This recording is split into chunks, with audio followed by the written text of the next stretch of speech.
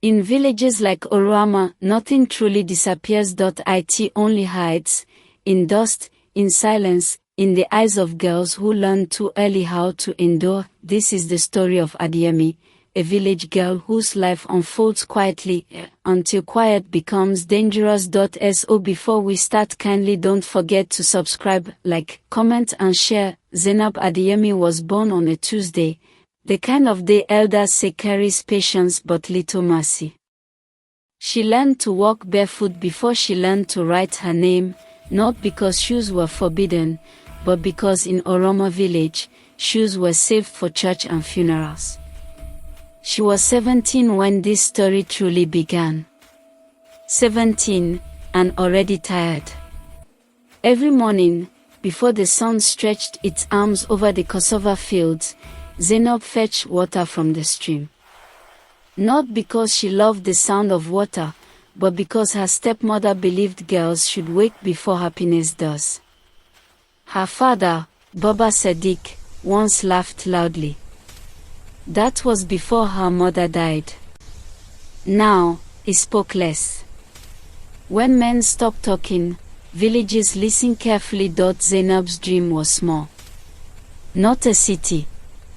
Not riches. Just school. But dreams in Oroma were expensive things. The first time Zainab was sent away from school, she did not cry.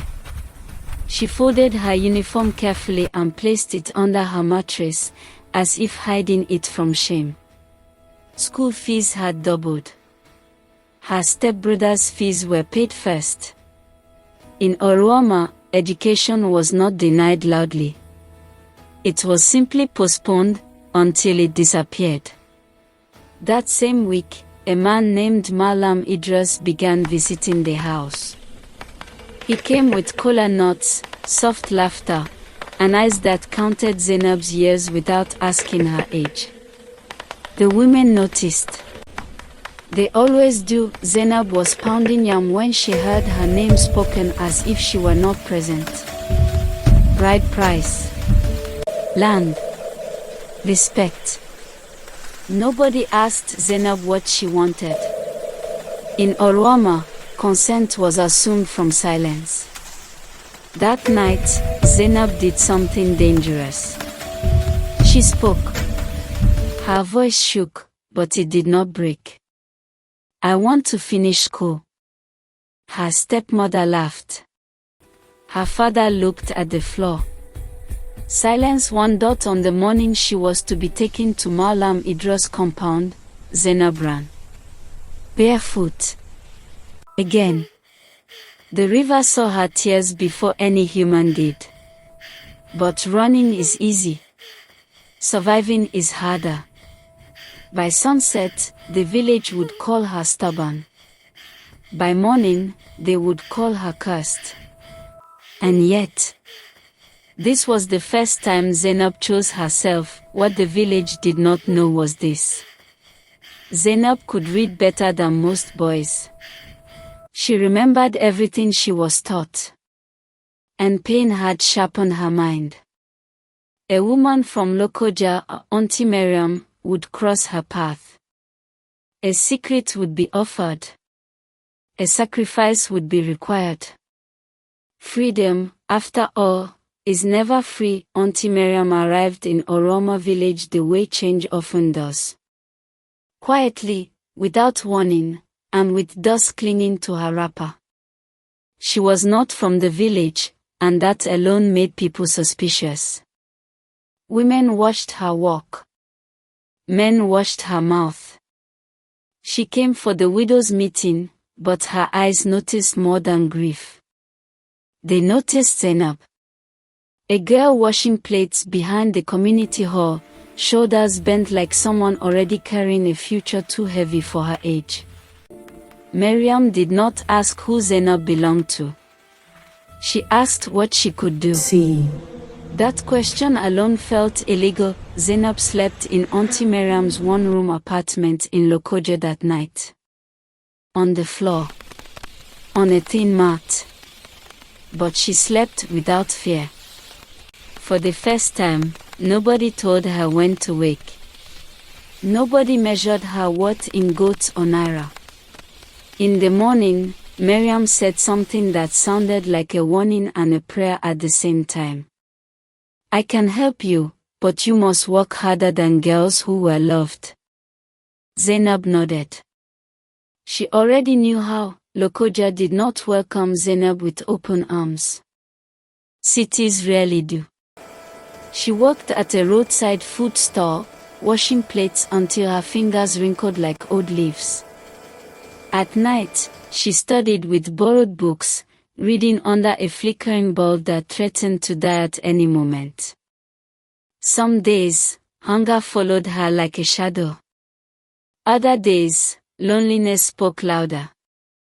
Back in Oroma, stories were growing. They said she had become proud. They said she had become spoiled. They said she would return. Villages always expect returns. When Baba Sadiq fell ill, the message did not reach Zainab immediately. By the time it did, his voice had already grown weak. She stood outside the hospital ward, afraid to enter. Parents forgive quietly. Children forgive loudly, inside their hearts. He did not apologize. He only said her name. That was all he had left. When he died, Zainab cried for the father he once was, not the one he became. And in Oroma, grief mixed with regret like palm wine left too long in the sun. Years passed. Zainab returned to school, not as a child, but as a woman who had learned survival before algebra. She ranked first in her class. Then first again. People called it luck. But luck does not wake up at 4 a.m. Luck does not read while crying. Luck does not endure shame quietly. By the time Zainab earned her teaching certificate, Oroma had almost forgotten her. Almost. When Zainab returned to Oroma, she wore shoes. Not expensive ones. Just shoes that told a story. She came as Miss Adeyemi, a government-posted teacher. The same women who once whispered now greeted her politely. The same men who discussed her bride price now avoided her eyes. She taught children under a leaking roof. She taught girls who reminded her of herself. And every day, dusty clung to her ankles. But it no longer defined her. Zainab did not change the village overnight. Real life does not work that way.